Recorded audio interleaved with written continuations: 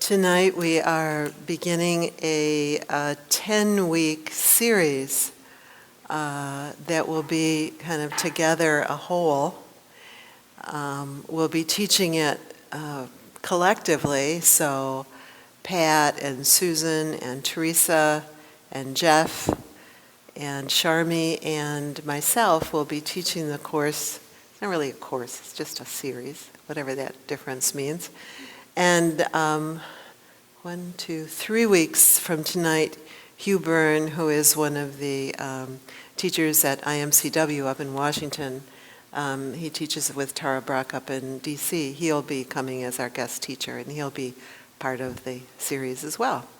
So a whole bunch of us will be offering this series. And the topic that we'll be speaking to is the Noble Eightfold Path.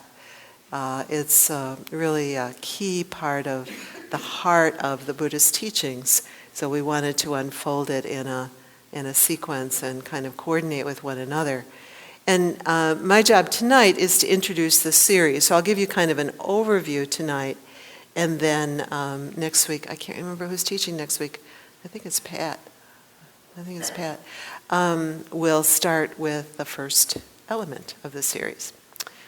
And then at the very end, we'll have a night that those of us who have taught and are still in town that night will kind of all come together and give you an opportunity to just ask questions and respond to some kind of curiosities that you have.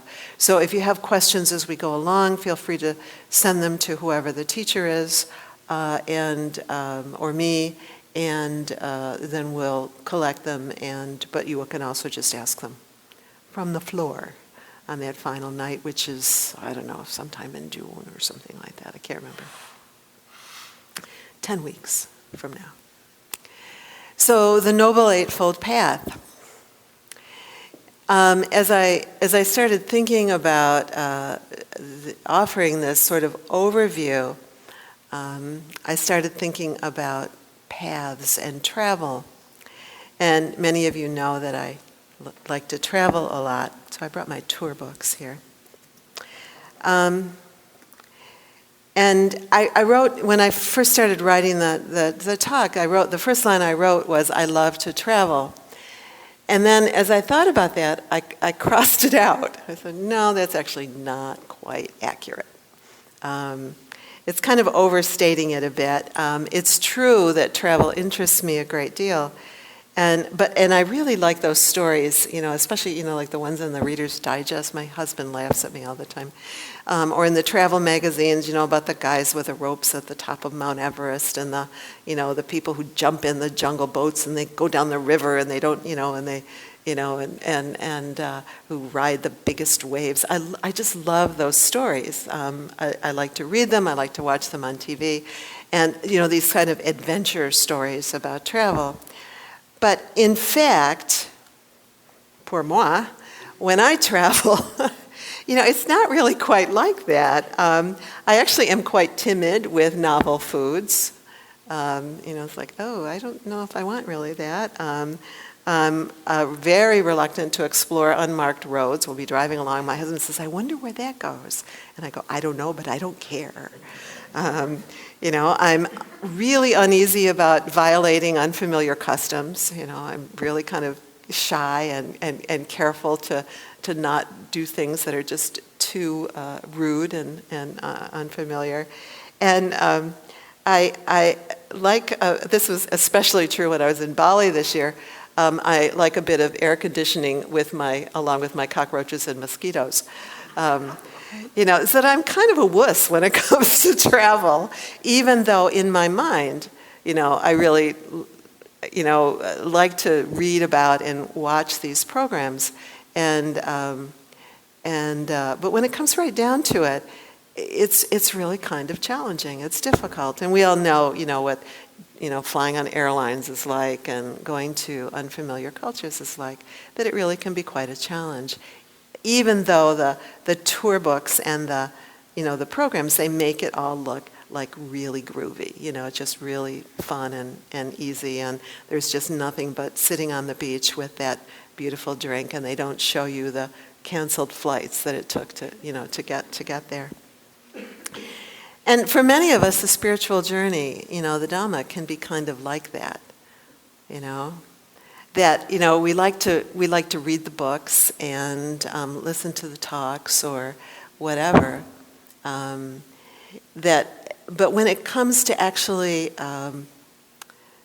bringing it into our lives and bringing it into our daily practice, and part of it's our daily practice of actually sitting in meditation, but our daily practice of just living, it can be a bit more daunting and a bit, quite a bit more intimidating, even though we can be really deeply touched by the promise of liberation, and indeed by the taste of liberation. It's sort of what keeps us coming back, isn't it? That kind of taste of liberation that we get. But we can, be like me with mosquitoes and cockroaches, that we can kind of, just really have a hard time really engaging with the path itself. This is what Bhikkhu Bodhi says about that. He says, the search for a spiritual journey is born out of suffering. It does not start with lights and ecstasy, but with the hard tacks of pain, disappointment, and confusion. However, for suffering to give birth to a genuine spiritual search, it must amount to more than something passively received from without. It has to trigger an inner realization.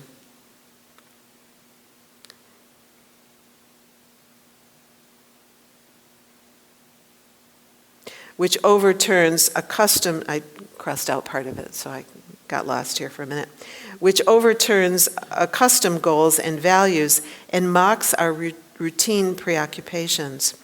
At first, such changes generally are not welcome. We try to deny our vision and to smother our doubts. We struggle to drive away the discontent with familiar new pursuits. And we actually can try to kind of translate the Dharma into that kind of more less discomforting, if you will, kind of path.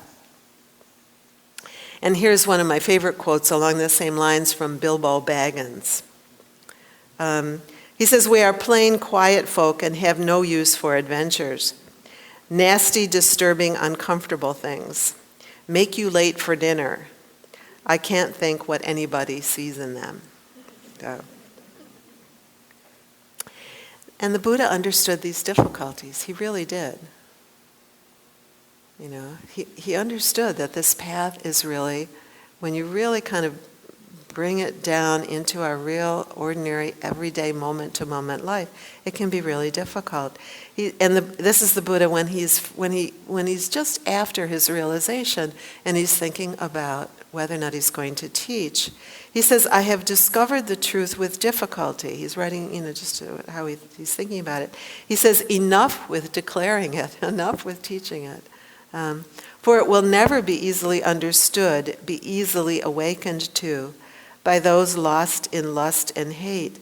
It goes against the current, abstruse, profound, deep, hard to see, subtle. Those dyed in greed and aversion will not see it, nor those shrouded in massive darkness." So he says, it's not, it's not easy, but it's sort of like travel. It has tremendous promise, but it really has some difficulties that have to be navigated. So like any travel, the Buddha knew that it would be helpful to have a bit of a tour guide, to have a bit of an outline, really, of how do we do this? How do we navigate this path? And he offered the Noble Eightfold Path. That's why I brought my tour books along, because in these tour books, they have they always start like this. They have this map in the front, and it says, okay, here's what the terrain looks like. And I wrote down some of the headings in my tour book, in my tour books. One is travel philosophy, How do you think about the travel that you're going to do? Planning, where do you want to go? How do you want to go? When do you want to go? How do you get there? What landmarks might you look for? Practicalities of sleeping and eating and money and customs, local customs. Communication, what do words mean? What might you want to pay attention to while you're there, or even along the way? And how do you pay attention? When should you push, and when should you step back? And all of this, sleeping and sleep code, helpful hints, orientation, tourist information, arrival. You all have these books, right? And they give us some kind of sense of how are we going to navigate this unfamiliar terrain. And the Noble Eightfold Path is the Buddha's travel guide. It's the guide that he offers us that helps us know how do we navigate this. This is the Buddha again. He says, "It is just as if a man traveling along a wilderness track were to see an ancient path, an ancient road, traveled by people of former times. He would follow it. Following it, he would see an ancient city, an ancient capital, inhabited by people of former times, complete with parks, groves, and ponds, walled and delightful." In the same way, and then he goes on to say, that traveler would approach the king and say, "Hey, there's this ancient town over here," and the king would say, "Oh, I didn't even know that. Let's uncover it. Let's make it available for folks."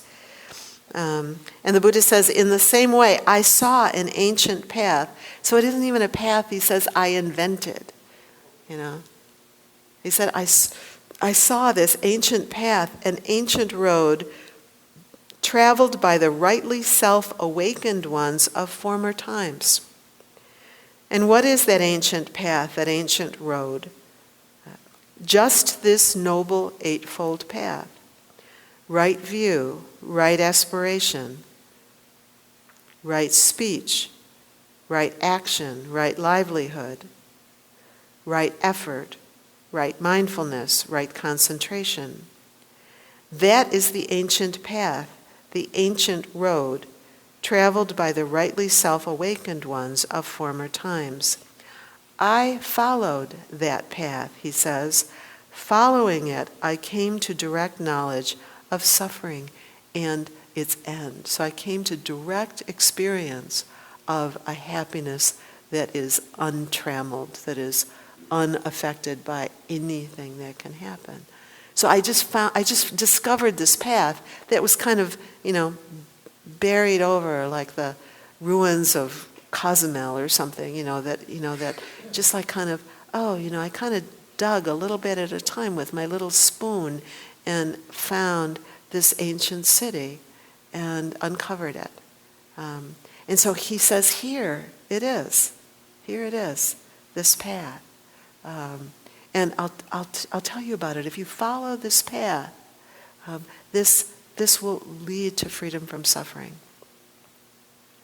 So I'll talk a little bit more about those elements, but each of them is really what these 10 weeks will be about. So there are like 8 pieces of this path, and understanding and being able to live within, and I don't mean live within like a constraint, but live within as a guide. It isn't like this is some kind of constraint, so much as it's a guide. It says, oh, here's Upper New Zealand, and this is where the road goes, and it's a guide. It shows us how to get there. So living within this constraint is actually more helpful than kind of going to Charlottesville Airport and thinking, I think I'll go to New Zealand, but I have no idea, where to go or what ticket to buy, or, and I don't have any luggage, and, I don't know what the weather's going to be like. So that the path, the Eightfold Path is really that kind of a guide that tells us how to do it. He discovered a way of ending suffering at its source. And most of the time we try, not knowing about this path, we try to end suffering by changing how the world works. Or by running away, ignoring it. Kind of the traveling metaphor, by just staying home with the covers pulled over our heads.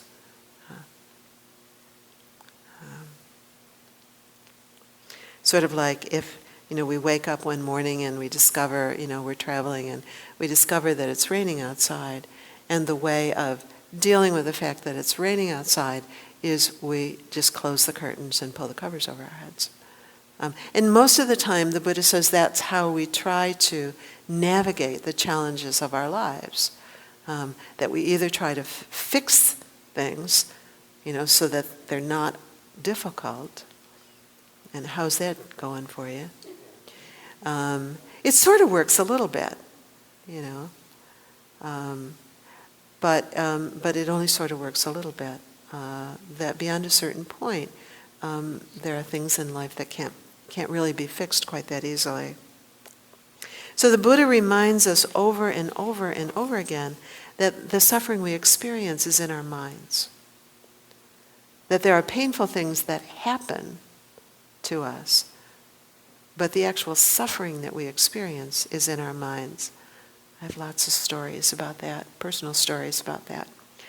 But that's another talk. That'll be another time. Somebody, a layperson, came up and asked the Buddha, he says, "Is it possible, Lord, by traveling to know or see or reach a far end of the cosmos where one does not," he says, "take birth, age, die, pass away, or reappear?" And what he means is where one does not suffer. He talks about taking birth into suffering, and reappearing into suffering is what that means. He says, "Is it possible by traveling?" Buddha, Mr. Buddha, is it possible by traveling to know or see or reach a far end of the cosmos where one does not take birth into suffering? And the Buddha responded, he says, "I tell you, friend, that it is not possible by traveling to know or see or reach a far end of the cosmos where one does not take birth, age, die, pass away, or reappear, where one does not suffer. But at the same time, I tell you that there is no making an end of suffering and stress without reaching the end of the cosmos. Yet it is within this fathom-long body, with its perception and intellect, that I declare that there is the cosmos, the origination of the cosmos, the ending of the cosmos, and the path of practice leading to the cessation of the cosmos." There he's talking about, the cosmos, the world of suffering. So he says, you can't travel there. If your traveling is outside, you can only travel there if you travel within this body-mind. And we can even kind of feel sometimes when we hear that, it's like, is there a page 2? Is there, when we think about some of the difficulties that we have maybe in our relationships or in our work life or in our political world or whatever it is, isn't there a page 36? Isn't there a rider here someplace, that says really if we work hard enough we can make, all those people out there and all those circumstances behave better? And to a certain extent, again, yeah, but beyond a certain extent, he says, that's not really where the suffering is. The suffering is in our minds. So he offers a guide to follow on our path to end suffering. So our goal then isn't to change the world, but to free the mind from the things that obscure clear seeing. that too is a different talk. Actually, Susan gave a talk about it a couple of weeks ago. That basically what he says is that we all have within us this seed, if you will, this capacity to see clearly and be able to navigate through the trials and tribulations of this worldly existence. And what causes the problems is that it's like having static in your TV, is that we have this static in our minds, we have these obscurations in our minds that keep us from seeing clearly. And so the path really is the prescription, if you will, for releasing these obscurations, for finding our way to kind of let them go, these things that we're so wedded to let them go so that we can actually discover for ourselves this quality of freedom that's truly available. So there are 8 components to the guide. We'll present them sequentially, one after the other, so a week for one, a week for another. And we'll attend to them one at a time, but really they're all linked together. So it isn't like you do one and then you do another and then they kind of build. They don't work really like that. Bhikkhu Bodhi compares them to the strands of a cable that are just kind of all wound together. I've also heard it compared to like each one is a hologram of all the rest. So that they really kind of weave together. And at any given moment, we might find one or the other of these path factors to be something that we really want to inquire into or really bring alive in our lives. But they all really kind of work together.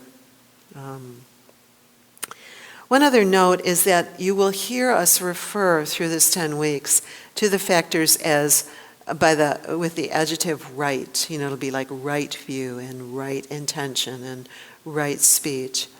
And that is one translation of the Pali word sama, which is often translated as right. But our Western minds can get a little tangled with that word right. It's sort of like, when I was in 4th grade and I had all these commandments, my little catechism in my Catholic school with all the commandments about how to behave well. And so it can kind of be, the word can kind of, I think, feel a little oppressive. And I prefer the translation of wise or wholesome. But I usually use the word, so it'd be like wise view. What is, if you're traveling to New Zealand, if you're traveling to Provence, what is wise? What is clothing that is wise to take? Not like what's right to take, but what's wise to take? How is it wise to try to get there? How is it wise to find a hotel once you're there, a place to stay? What's wise? What works? If where you're trying to go is X, what's wise? So even though you'll hear us many times use that word right, if it helps any, put another translation in there, something like wise or wholesome, just thinking in terms of what works, because that's really the Buddha's intention there.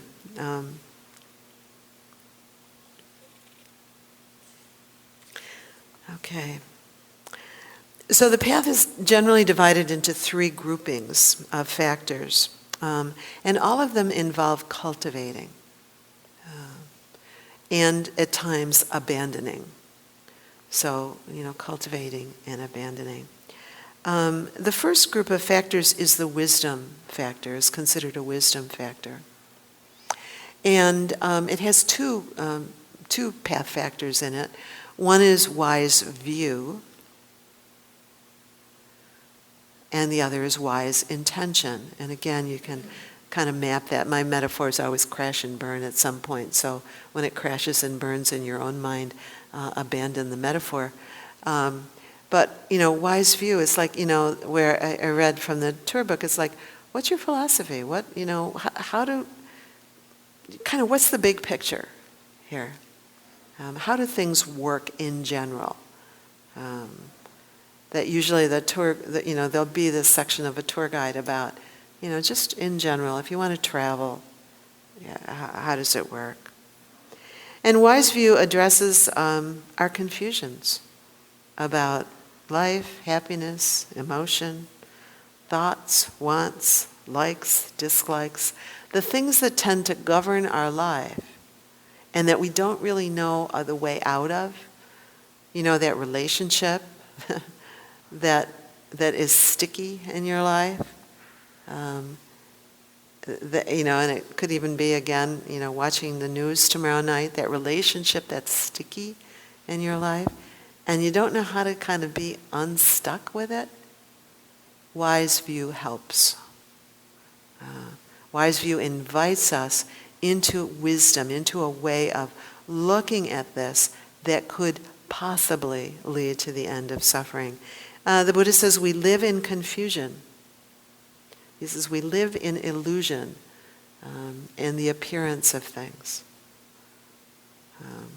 So we live in this place that's kind of clouded, that the awakened mind is available to us, but we can't see it because our minds are kind of clouded with all the conditioned stuff that we've accumulated over the years.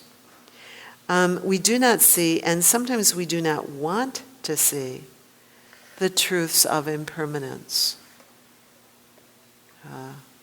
or the truth of karma, in the sense that things have causes and that causes have consequences. And we sometimes don't want to see that. We don't want to know that. We don't want to know that if I kick the cat or yell at my husband or plant a weed someplace, that it has a consequence. It will grow. And so this Wise View sort of helps us kind of deepen an awareness of how might I navigate this. I told some of you about a problem I had with my luggage on my last trip, and so it's sort of like it really required me to I didn't have a problem with my luggage. The airline had a problem with my luggage. I had a problem with the airline having a problem with my luggage. In order to kind of work with it, it did require me to kind of step back into a much larger view. So that the Buddha invites us to kind of step back into a larger view, to see the places where we're driven by our desires, by our hungers, by our insistence that life is going to work out on my own terms, that I can make things pleasant. I can make things pleasant. Or that I can be seen in the way I want to be seen by pretty much everybody. And so the Buddha talks about these things in Wise View and invites us to really come into relationship with some of these hungers and desires. The desire and the hunger is just there, but we don't have to inhabit it.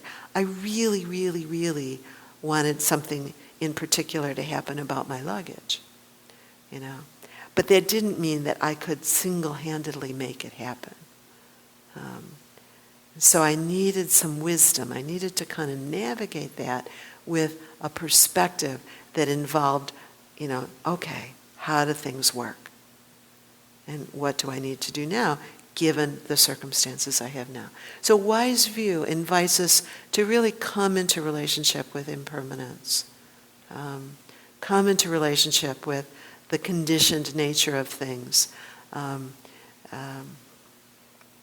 I personally am not in control of how the world works. Darn. We want to be, don't we? But to come into relationship, to come into a happy relationship with that. So like an erroneous GPS, our mind tends to keep giving us instructions about how to make things work.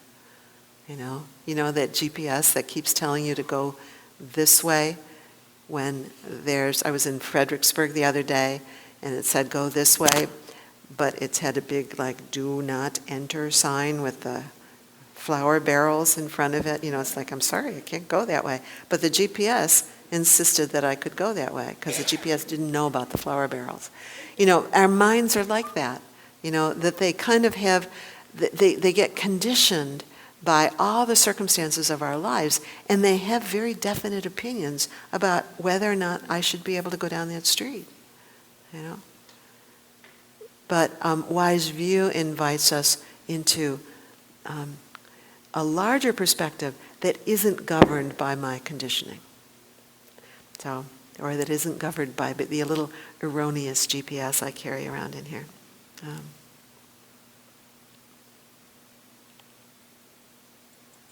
So much of what we teach much of what we teach here has to do with wise view. We talk about wise discernment and deep understanding of our starting point, our destination, and the landmarks that will tell us if we're on the right road. So much of what we teach here on Tuesday nights has to do with wise view. And without wise view, we're attempting to travel someplace without all of this quality of discernment and understanding, and we'll just get lost.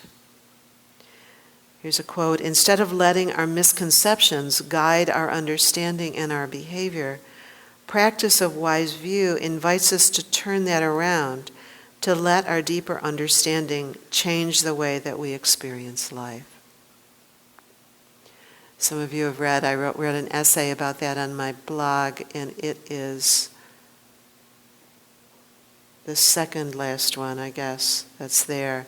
I had very definite views about how traffic was supposed to work when I was in Bali. They didn't listen to me. And how I navigated so that there was less suffering. I would venture to say that at times there was no suffering. So to really work with my views. Wise intention. Again, to have an intention about whether we're going to New Zealand or Provence. Where are we going? What are we trying to do? And so there will be a talk on wise intention, so that we really can keep track of where we're going, and how we're getting there.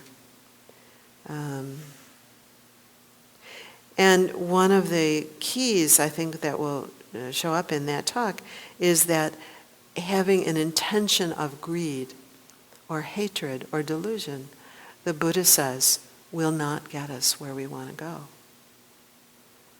That quote that you hear so often of hatred never ceases by hatred.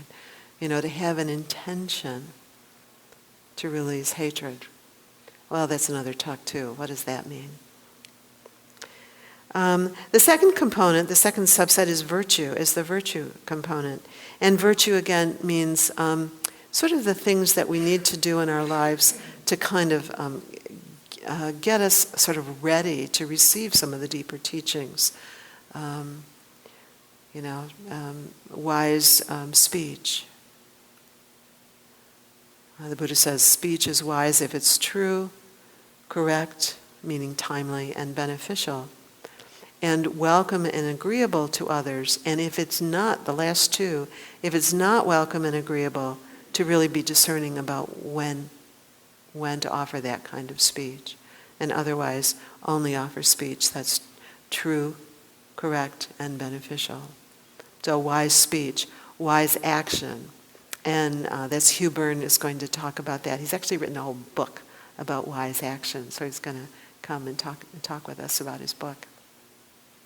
And wise livelihood. I'll talk about wise livelihood and our sense of busyness. So that's the virtue component: wise speech, wise action, wise livelihood. And then the last three are the concentration, mindfulness, or tranquility components: wise effort, which I like to summarize as do what helps and don't do what doesn't. That's the whole talk. So somebody will be talking about wise effort, wise mindfulness. Much of what we also speak on Tuesday nights has to do with wise mindfulness. And our meditation practice itself is about mindfulness. But wise mindfulness is actually only one of the Eightfold Path, So this whole, the meditation practice, if it's not guided by all the rest of the components, we'll get confused pretty quickly. And wise concentration, the capacity to have a calm and settled and focused mind. The Buddha considered the path to be self-existent. He did not create it any more than he created the cycles of the sun and the moon, or of night and day. He simply taught it. The challenges of travel are ordinary challenges. They're not mine. They're not exceptional. They're not unexpected. The invitation of our spiritual journey is the use of the Noble Eightfold Path guidebook, like any guidebook, to allow others who have gone before us, others who have gone before the Siddhartha, before the Buddha even, to support us and inform our journey.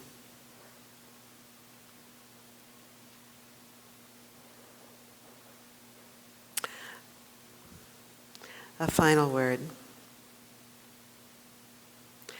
Remembering where I began with a notice of the challenges and difficulties of the path, the difficulties in managing this body, this life, these relationships, and our wish sometimes to just pull the covers over our head and just stay home. And I wanted to end by, I think I've said this someplace before in another talk, by telling you that it's too late for you. Many of you have heard me tell the story of Nisargadatta, who was an enlightened Indian master, and one night he was teaching, and a gentleman came in and kind of rudely asked a question.